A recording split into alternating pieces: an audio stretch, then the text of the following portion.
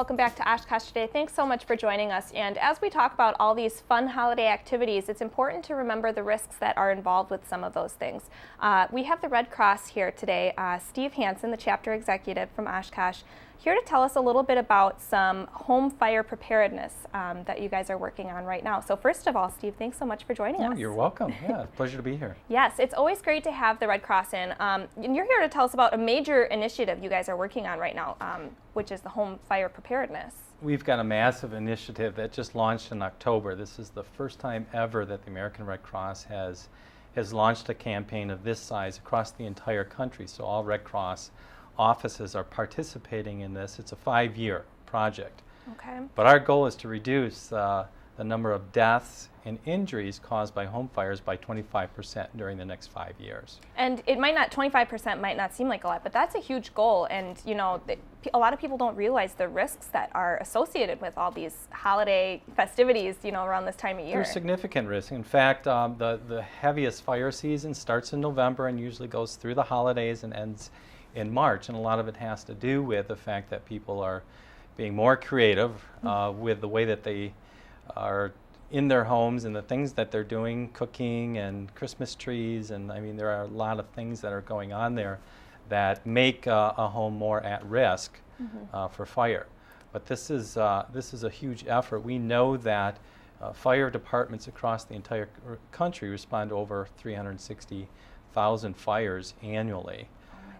200 or 2,500 folks actually perish in home fires annually as well. It's that's just a crazy statistic there, and you know, people hear about all these accidents and they don't think, oh, that doesn't happen around here, but really it is a problem in Oshkosh. We've already had a few calls as well from the fire department. We have, yeah, absolutely, and they pick up again during this time of the year, and we've had some deaths here in Oshkosh as well. So it's unfortunately an issue that hits close to home very often, and I think it's just vitally important that people understand that and take all of the safety precautions they can to make sure that their home is as safe as can be. Yes, and that's what the Red Cross is advocating right now, is things that you can do to keep you and your family safe during the holiday season, not only during the holiday season, but throughout the year.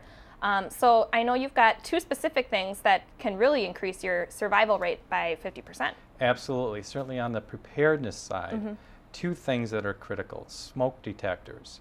You know, some people have them in their homes, but the batteries aren't in them. The batteries aren't working. They haven't tested them. Or you burn some toast and you unplug it because it won't. You just don't want to have to deal with that. Yeah, that is something that shouldn't be done. No. Yeah, we need to make sure that those smoke detectors are working properly. So that's number 1. And there are a lot of homes, quite frankly, that don't even have smoke detectors in their homes, and that's part of our initiative, is going into homes and installing these smoke detectors. The other part is really developing a home escape plan.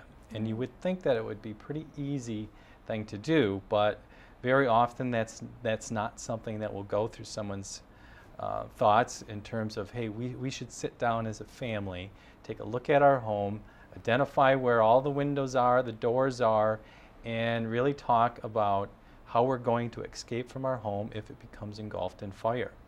Just to have that plan in action. You might think you know your home pretty well until it's completely full of black smoke and you can't find your way out in, you know, a timely manner. That's an excellent point, and you know, when a fire happens, often there is that smoke there. Smoke will rise.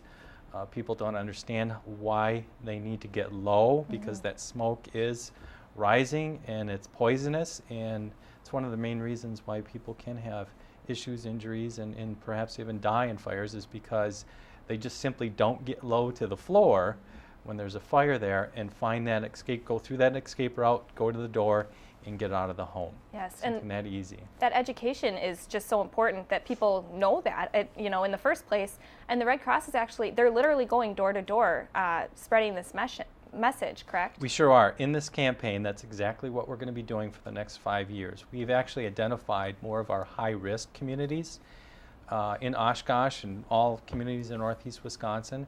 We're working with fire departments, faith-based organizations, volunteer organizations, because it's a coalition that we're forming.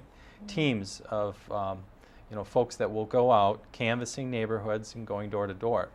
Basically what happens is the first week we go out and we take just a door hanger. I think I brought an example of just a door hanger like this, which identifies the fact that we'll be coming back into their neighborhood the following weekend. We usually do this on a Saturday, go back on a Saturday to let them know that we're going to be knocking on their door. And if they don't have a smoke alarm, please let us in, and we'd be happy to go in and set one up for them. That's amazing. We'll be with a fire department person. And another, we go out in threes, so there's a fire department person. It's important to have them there with their knowledge, providing education and actually installing the smoke alarms. And we also have educators that will be there, and a Red Cross volunteer as well. It takes about 20 minutes to go through a home, install one smoke detector or up to 3 if there's not one there now. Wow. So. I mean, 20 minutes, it's, I would say that's definitely worth it to get some fire detectors in there, educate yourself a little bit, and even start thinking of an escape plan through you and your family and talking to them about that. Absolutely. People don't realize how little time they actually have to get out of their home if it's engulfed in flames. Some people think that it's, well, I must have at least 5 minutes, and some people think up to 10 minutes they'll have. The reality is that they have about 2 minutes to get out of their home. And so that's fast. That 2 minutes can feel like a lifetime trying to get out in that short amount of time. And what we really want to talk about too today is some of the holiday risks that we have. So around this time of year, what kind of tips do you have for people that with holiday decorations and cooking for them to prevent a fire in their home? Well, particularly with Christmas trees, one of the biggest mistakes people make is putting the tree too close to a heat source, which is usually a heat vent or maybe even a fireplace.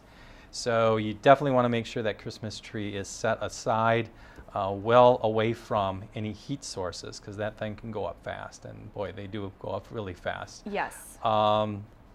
Lighting, make sure you follow the manufacturer's recommendations for how to string your lights together.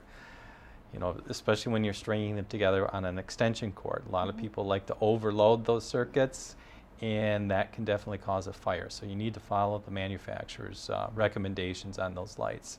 Okay. Make sure your fireplace is in good working order. And again, when you're in the kitchen doing a lot of cooking, safety first there.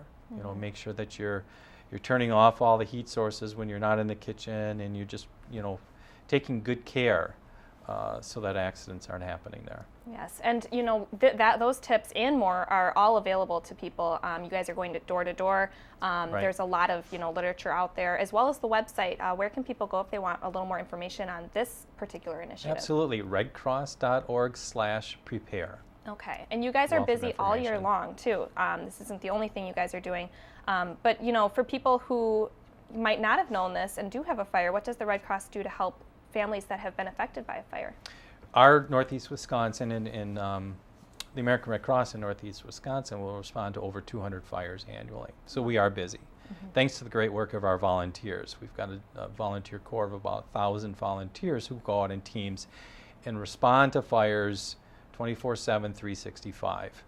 And what we do is we end up getting dispatched through the 911 system, and we show up within 2 hours after the fire, and we are there first and foremost to take care of the unfortunate folks that have been impacted by the fire. So we meet with them right there on the spot. We provide some comfort kits and care items for them. We provide emotional and mental health services there for them right on the spot. And we sit down with them and we have a conversation about their immediate disaster needs. And usually that involves providing food, shelter, and clothing. So very often we'll put a person or a family up in a hotel room, and we'll provide food and clothing vouchers for them to get back on the road to recovery. It's amazing. And a lot of people actually don't even think about that when they think of a fire. It's like, oh, that's terrible, their house burned down, but it's like the aftermath of that just goes on for so long. And even just to have someone there right away to talk to, it's just right great. away, and then there's that longer term recovery piece that we help with as well. Yes, well, best of luck to you guys on this huge initiative. I know you're going to find a lot of success and educate a lot of people.